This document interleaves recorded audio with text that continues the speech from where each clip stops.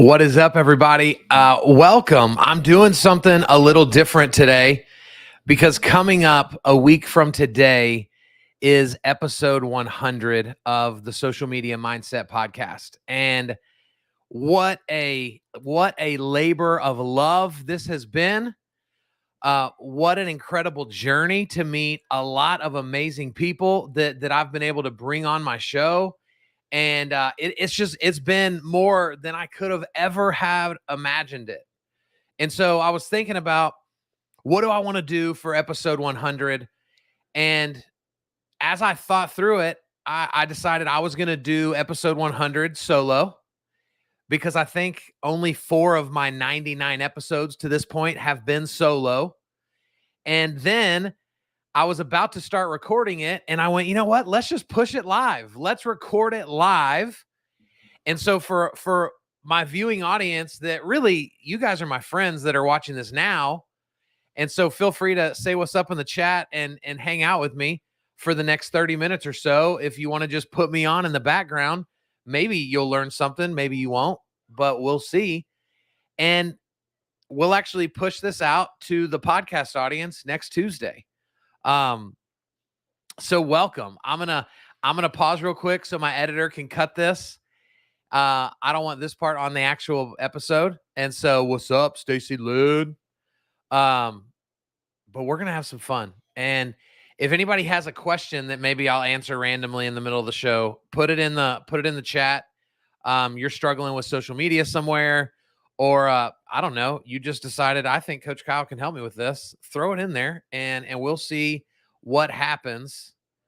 And I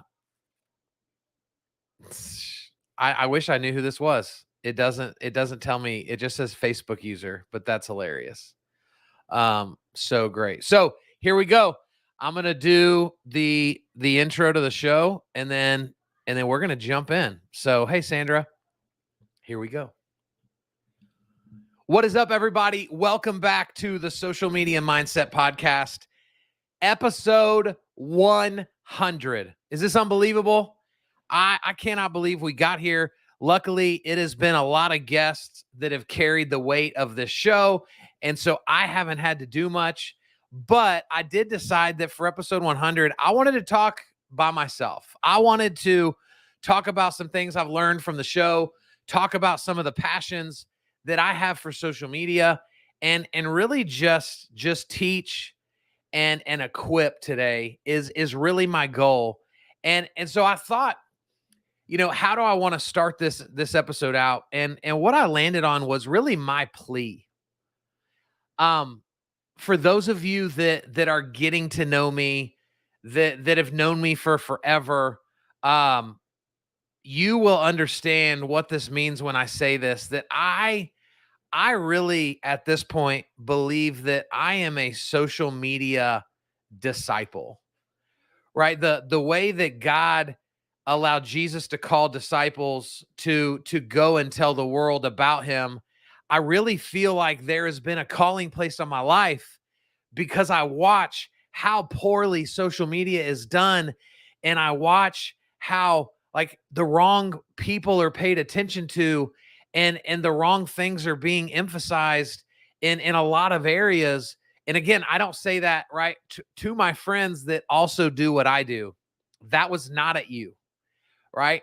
What that was for, just so I don't want anybody to think I'm like, I'm secretly blasting anybody. What I think is so broken about what we do with social media is we follow a lot of these people that have millions of followers, and then we do what they do, but they don't do what you do, right? What you guys do for real estate and lending, you are hyper local, you are in a super niche area or city, and then you go get advice from these people that have millions of followers. Like, what do they know about growing in a niche market?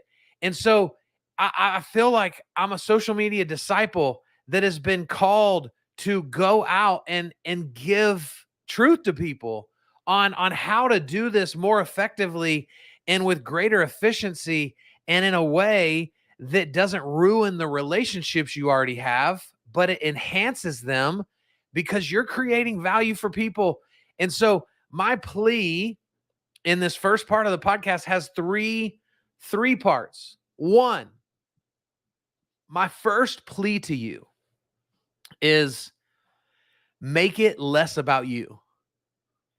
If you want your social media to grow, if you want to benefit from the efforts and energy that you're putting into social media as a realtor and lender in a local market, you have to make it less about you. Why has this podcast made it to 100 episodes? Because it's never been about me.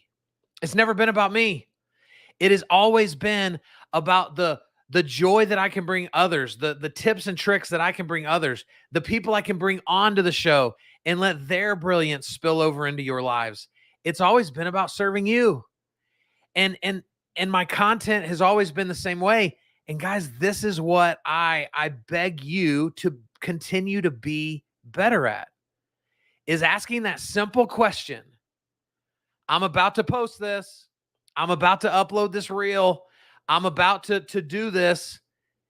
And that you'll stop and pause and just simply say, does what I'm about to post create value for others? Guys, it's very simple.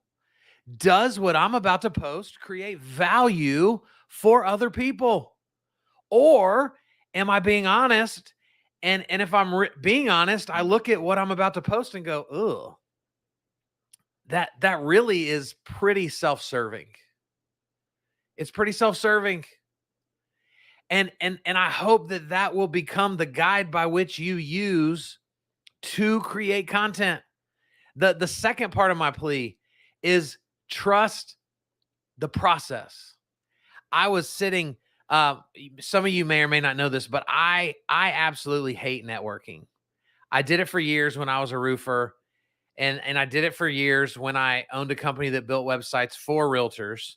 And I just hated networking. It just felt like the wrong people were always there. It was a lot of the unsuccessful people that typically showed up to those events. And I just really never felt that there was value networking. Well, I went to a networking event today because my buddy was hosting it, and he begged me to come, and I was like, bro, because I love you, I'm going to go. So I went, and guys, here's the story. A lot of you have this story for yourself. I'm talking to a guy who is a fractional CFO, right? Unbelievable opportunities for men and women like that, because there's small businesses that need that financial help, but they can't afford a full C-level person. And so he does fractional CFO work. And he was telling me that a couple years ago, he tried video and he did about 10 of them. Nothing happened. And so he quit. And how many of you have this story? And so I looked at him and I said, hey, let me paint this picture in a different way than that. And today there were 4 of us sitting at this table. I was the biggest person, right? The other 3 guys were all pretty fit. And I said, guys, it's obvious that I'm the most out of shape person at this table. And so if I told you guys, man, I've been trying to lose weight, but it's just, I can't figure this thing out. You know, this year, I think I've gone to the gym 10 times. All of you are going to go, there it is. We figured out your problem, bro. It doesn't work if out of the 200 plus days of the year so far, you've worked out 10 of those. That's not how this works. I don't know why. It makes sense when that's my example, but it doesn't make sense when you say you tried 10 videos and nothing worked. We have to trust the process. We have to trust the process. I cannot talk about it. I mean, I will continue to talk about it until I'm blue in the face. But social proof is so real. Social proof is what is keeping many of you from growing your business the way you want, because you're cool in person. You do a great job in person, but you're not always in person. And so when someone talks about you, when your industry comes up, when your name comes up in conversation, the only thing for them to do is one of two things: call you or look you up. Well, guess what, guys? You know what people aren't doing in 2022? Calling strangers. Unless you cold call, that's different, right? But for most of us, we're not going to just pick up the phone and call a stranger that we were referred to. We're going to look you up. And so if you don't trust the process and you get bought in to the metrics and overly tracking them and overly caring about what every single little video does for you, you are going to fail. You are going to burn out. You are going to struggle. And so the same way that for me to get healthy, I have to just commit to a process, commit to a new way of life. That is the only way it works. Because if every day I come home and I haven't lost 5 pounds, it's only a matter of time before that discouragement causes me to do nothing. And this is where so many of you are. You have tried this. You gave it a little bitty tiny shot at some point, and you've decided this isn't for me. Nothing good happened. And you now live your life from the perspective of, I'm just not going to do video. It's just not for me. It may be for others. It's not for me. Guys, there's a lot of things in our lives that we can pick and choose. This is not one of them. If you want to continue to grow a business beyond today. And so you got to trust the process. And then the third part of my plea, and then I'm done with my plea, is don't pull back now, push forward. I'm talking to people all the time, right, in the mortgage and real estate space, that because of what the market's doing, some of them are trying to, thin the herd. They're trying to cut back on expenses. They're trying to be prepared for when things may get worse. And here's what's crazy. The first place they pull back is from their efforts in marketing. And in my mind, I go, what are we doing? We're pulling back on your visibility to people. We're pulling back on the ability people have to seek you out and determine whether you're the right LO or you're the right realtor for them. We're going to pull back from that because we're trying to trim the fat. Guys, push. While everyone else is minimizing their marketing efforts, you be the one that's doubling down, so that as people leave this industry, you become the person that those people left behind come to. Right? Thousands of lenders and realtors are going to be leaving the industry. Guess what? All their friends now need to know somebody in real estate. Why are you not pushing forward to be that person? And so do not pull back. Push forward. That's my plea.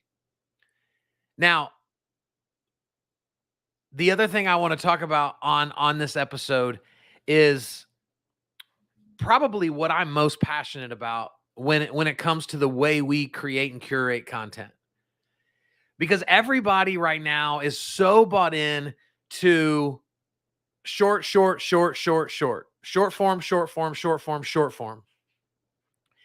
And yes, is that the most popular type of video to be doing right now? 100%. Should you be on that boat? 100%. But I believe the way that a lot of people teach it is hindering you from what's available globally across the world of social media. And so here's what I mean. There's a lot of people out there that all they're doing is short form content. So they are heavy into Reels, heavy into TikTok, right? And that's where they live. Well, guess what? There is something they happen to be leaving behind that's called YouTube, that is and will continue to be the second largest search engine in the world, that is indexable, that allows people to find you, that allows people to, when they go check on your social proof, we want them to find that YouTube channel where you have content. And so when all we do is deliberately do short form content, we rob ourselves of the opportunity for long form. And so again, right? I'm not here to say there's only one way. There's not only one way. I create a lot of content that is just for reels. But I also create a lot of content that started as long form content because there's places that it belongs in that environment where people do want longer content. People don't go to YouTube to watch 35-second videos. They go to YouTube to learn, to absorb, to take in. They got their popcorn ready. Like they are ready to watch something beyond 1 or 2 minutes. But then from that long form content, you have the ability to create micro content. And in my opinion, it ends up being the most authentic form of micro content because it's bits and pieces of you at your best. It's bits and pieces of you teaching, of you equipping, of you pouring into people, of you educating, not just you lip syncing to trends and doing all that stuff. Again, is there a place for that? Of course. But for the people that I serve, you serve a local community. And so what good is 100,000 views on a video if 99% of those people don't even live in our country? And so for so many, you are doing all of this backwards because you're being bought in to that it's just about the views I get, the likes I get. And there's just more at stake than that, in my opinion. Again, my opinion. This is my podcast. So I get to bring my opinion to this podcast. You don't have to be bought into it like me. But what I do not see enough of is experts of real estate. I see great salespeople in it. I see great salespeople in lending, but I don't see very many experts because in order to be that expert, you've got to be an equipper. You've got to be out there teaching and educating. And this is the backbone of that, taking long form content and turning it into short form. This is what you see a lot of people that have podcasts do at a really high level. And it benefits us when I can show up like this and talk into the camera for 40 minutes for a podcast, but then this is all going to get broken up into micro content. It's unbelievable. So that when I'm on vacation, when I'm out of town speaking, there's still content for my team to post. My company isn't dead and dormant when I'm not working it like it is for many of you. Because think about this for a second. If you aren't bought in to what video does, when you're sleeping, your business can't grow. When you're on a trip, your business can't grow.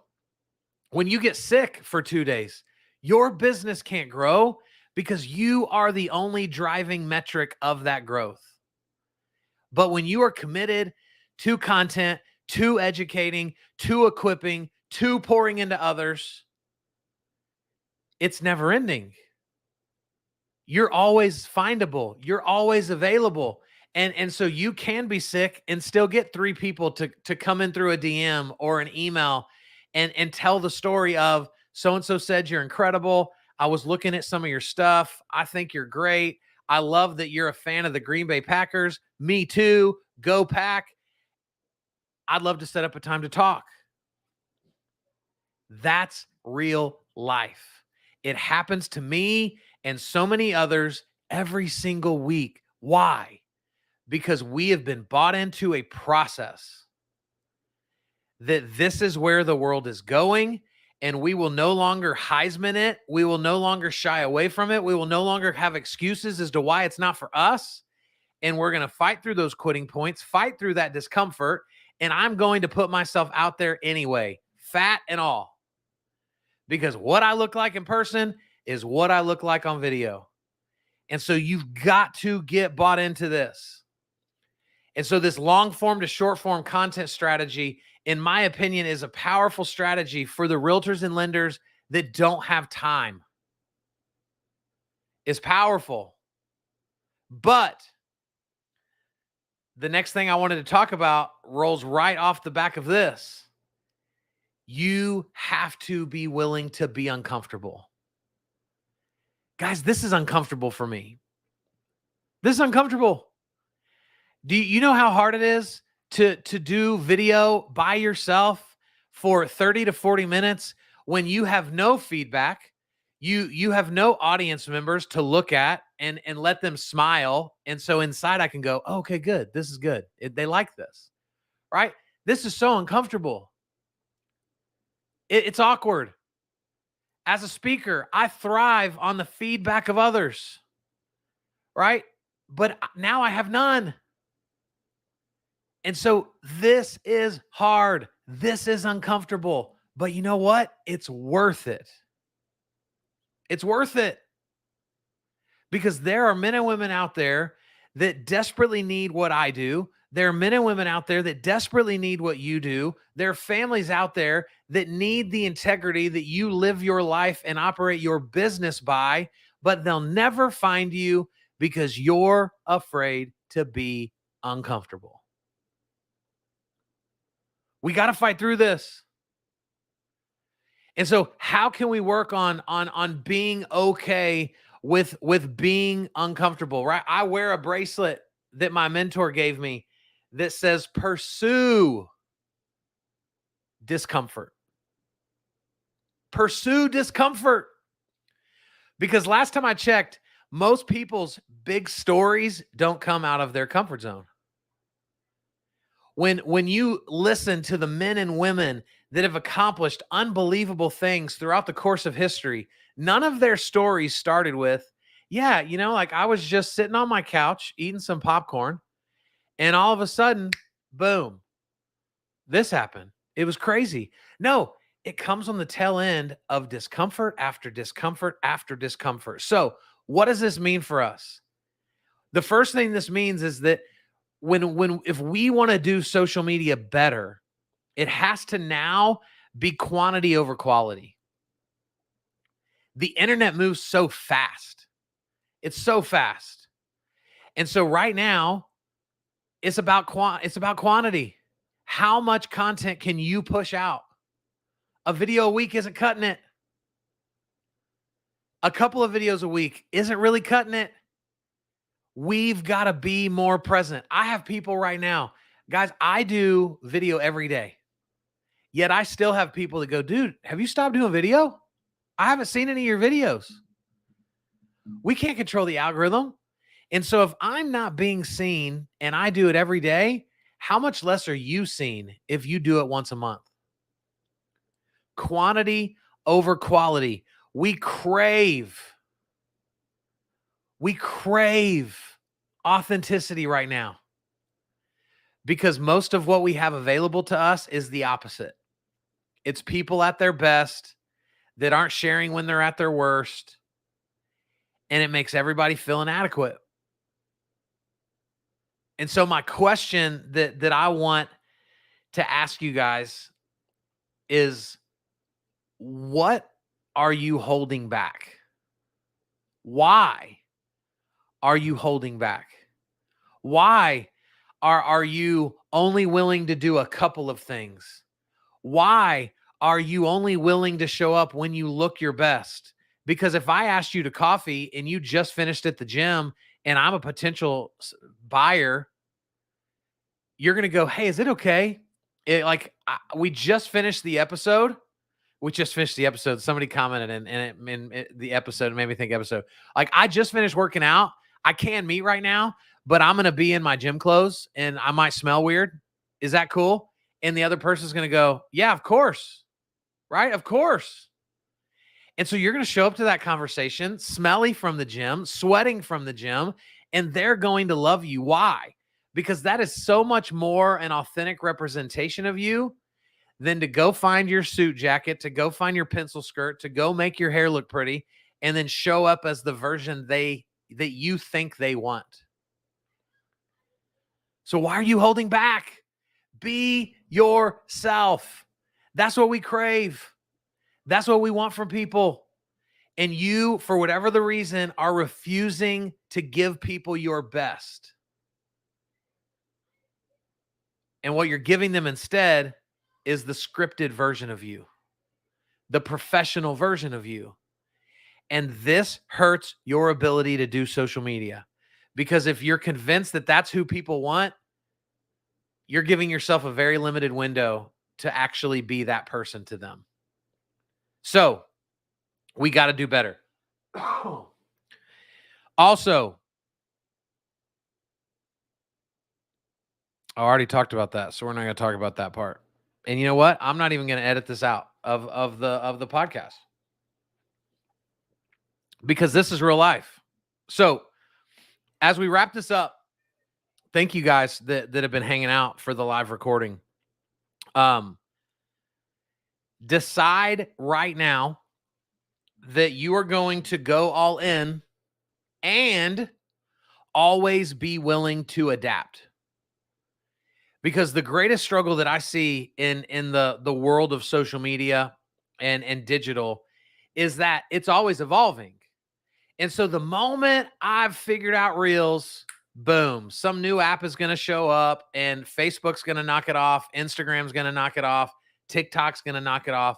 And so we can't just go, ugh, I just figured out how to do this TikTok thing, and now I got to do this. Always be willing to adapt. Just decide right now, I will always be willing to adapt. This is too valuable to the future of my business. And so I'm not going to go, okay, fine, I'll try video. No, decide that you're always willing to adapt. I am willing to grow, right? Because we adapt for the things that matter. I am so committed to my marriage that I will adapt and do anything for my wife to know that I love her. I'm so committed to my children that I will adapt. I will do anything to continue to show my love for them. Be willing to adapt. Be willing to adapt. This is huge. You've got to be willing. And here's how I believe we adapt the fastest. Listen to advice from everyone, but actually do the advice from very few. I was on the phone with a friend of mine today, and I was telling her that my favorite thing is when somebody's like, hey, I have some advice for you. Great. I love it. Please share. Right? I don't get offended and go, why do they think I need advice? Why do they think I suck? Do they think I'm stupid? Do they think I'm not doing a good job?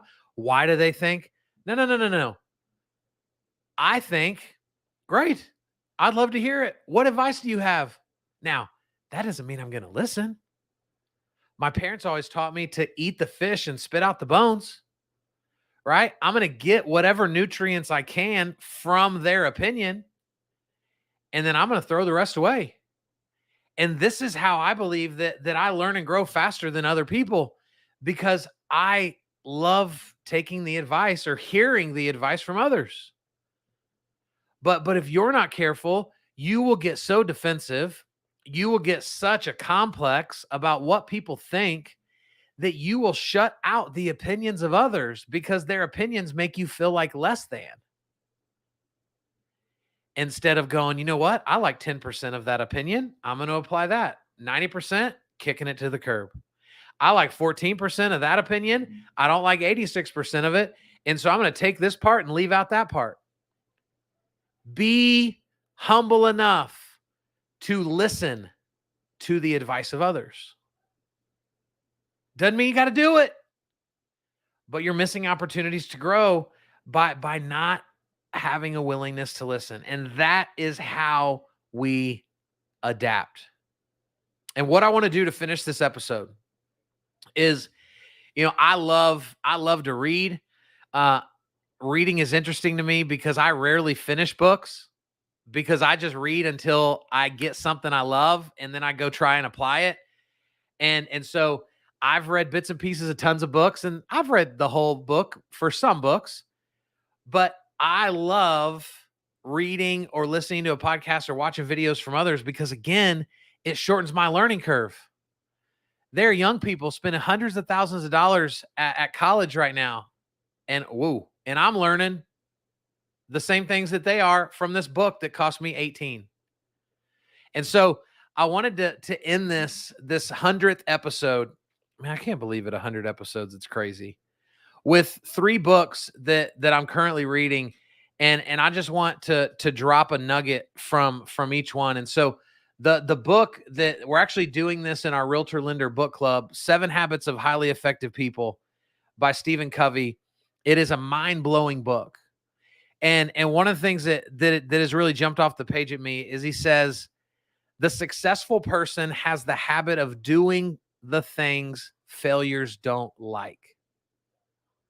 The successful person has the habit of doing the things failures don't like. Isn't that fascinating? Look at every successful person across the planet in every walk of life. And if you go pull back the layers, their superpower is that when the normal person says, "Oh, I've had enough," they keep going. Right? That's what this says. But then he goes on to say, they don't like doing them necessarily, but their disliking is subordinated to the strength of their purpose. Something that this 100th episode has really caused me to rethink is, what am I doing? Am I doing it effectively? Are there ways that I could do it better? And am I choosing out of insecurity to leave anything off the table? Right? I'm always reevaluating the effectiveness of what I'm trying to accomplish. This is where so many of you are. And if we bring this back to social media, right? Why have I been able to get to 100 episodes? It's not because I'm better than anybody else. It's literally because my purpose was great enough for me to overcome the difficulty of doing episode after episode. That's all it was. That's the superpower, right? Is that purpose is big enough. And so I'm loving this book. It's unbelievable. And so I want to ask you, is your purpose great enough? Because if you say that it is, but you're still saying no to things that will help you accomplish it, it may not be as big as you think it is. The second book that I am always reading, and for those of you that are actually my friends or you follow what I do, right? You already know that this is the book that I spend a lot of time hanging out with and talking through, and it's Steal Like an Artist, right? And in Steal Like an Artist, I want to read you just this tiny phrase that is in this book that I think gets so overlooked. And he says this: the right constraints can lead to your very best work. The right constraints can lead to your very best work. You know what this says to me in the world that I live in social media is that, oh, you can't afford the fancy camera. Guess what? Your videos are going to be more authentic than everyone else's. And that's a good thing. Oh, you don't have time because you just had a baby or you're homeschooling your kids now. Guess what? Your videos are going to be even better than everyone else's because you've got to really pick and choose the ones that you have time to do. Right? The right constraints can lead to your very best work. Quit making excuses. Quit making excuses and realize that maybe it's the constraint that you have that you've been making an excuse for is the actual thing that's going to help you create your best work. It may be unbelievable, right? Like what if you literally don't have time in the day to do video before 9 p.m. at night?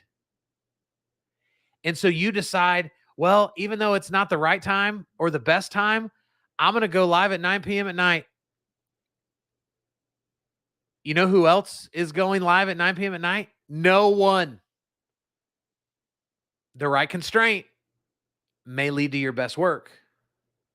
Something to think about. And then the last thing, this is it and I'm done. Another book. I want to tell you guys the story of why I'm reading this book. It's called The Power of Positive Thinking. And the literal reason that I'm reading this book is because I love Steve Harvey and we love Family Feud. And I love Steve Harvey's story. He has an unbelievable story if you haven't heard it. And he truly has the American dream story, right? Of taking a poor kid and literally showing him that he can have anything he wants. And I was watching a TikTok of an interview of him a few weeks ago, and he said that the first book that changed the course of his life. And side note, when really successful people say that something changed the course of their life, it's typically a good spot for us to listen. And he said the first book that changed my life was The Power of Positive Thinking by Norman Vincent Peale. And so what did I do? I jumped on Amazon and I bought it. And now I have it. And here's what the author says in this book. He says, the trouble with most of us is that we would rather be ruined by praise than saved by criticism. Let me read it one more time. You might be in the car right now. You might be changing a diaper while you're listening to this part of the episode, right? So let's do it again. The trouble with most of us is that we would rather be ruined by praise than saved by criticism. The reason this is so powerful is that if we're not careful, we will live and die by the praises of people. Because if praise matters too much to you, criticism from those people will cripple you. And so we've always got to be walking this line of, I want people to like me. I want people to think I'm funny. I want people to trust me. But I will not allow myself to covet that. Because the moment I do, out of the same mouths that praised me can also cripple me. And so one last time, the trouble with most of us is that we would rather be ruined by praise than saved by criticism. You want to continue to enrich the lives of people? You want to continue to expand your territory? You want to continue to do the right work for the right reasons with the right people and make an incredible living doing it? Be okay with the criticism of others. Be okay with looking in the mirror. Be okay with admitting that you're wrong. And then move from not just being okay, but being thankful. Because oftentimes it is the criticism that allows me to become my best. Right? Michael Jordan, who's my favorite athlete of all time. Well, Dirk is my favorite. But Michael Jordan, right? He did not become the greatest because he just surrounded himself with a bunch of people that kiss his butt all the time. He surrounded himself with people that were willing to tell him the truth, that were willing to push him beyond his breaking point because they saw something in him that at times he couldn't see himself. And so I want to end this with letting us look at this through two different lenses. Guys, to me, when I pull back the layers of my business, it is so much more than marketing. It is meeting and serving the needs of others. That is my purpose on this earth, right? God told me years ago, Kyle, your job is to leave people better than you find them. That's your job. And he accomplished that in me as a youth pastor. He accomplished that in me as a roofer. He accomplished that in me as a guy that sold websites to realtors. And he is accomplishing that in me now as an entrepreneur, a speaker, a coach. And so we've got to look at this through two lenses. One, you have to make this. What is this? Your social media efforts. You have to make this about the needs of others. It has to be about the needs of others. And yes, your business can serve those needs, but you've got to make it about the needs of others. That is the first lens. The moment that lens shifts to you, you're going to be the biggest douche on the planet, right? You're going to become the person that nobody wants to be around because you can't not talk about you. My stuff, my, me, my listing, my buyers, my contract, my. We got to keep our focus on making this about others. But then the flip side is, and guys, this is just how I believe, right? We don't have to believe the same. We're allowed to be different, but the only perspective I know to give is mine. And my perspective is this: if you believe spiritually the way that I do, if we believe the same way spiritually, I also believe that when God has unbelievable things in store for me, there is also an evil one that wants to stop those things from happening.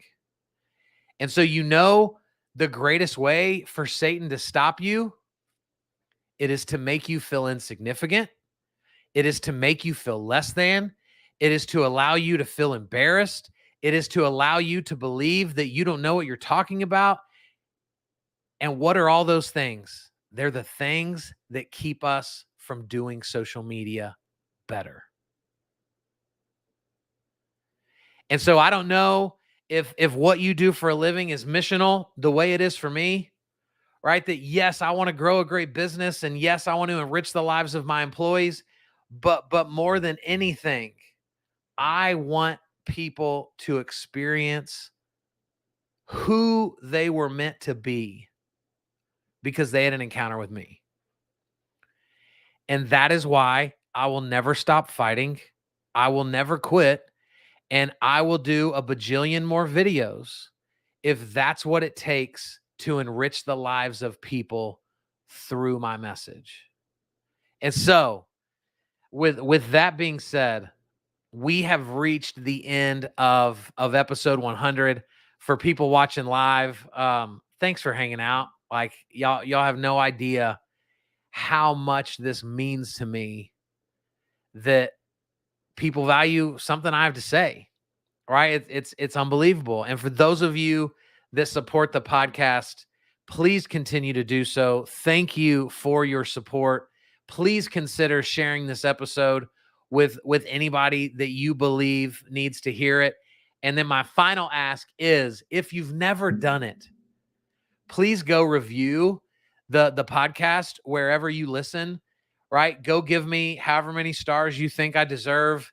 Say a few nice things, because that is what fuels the algorithm to show this to more people. I love you guys.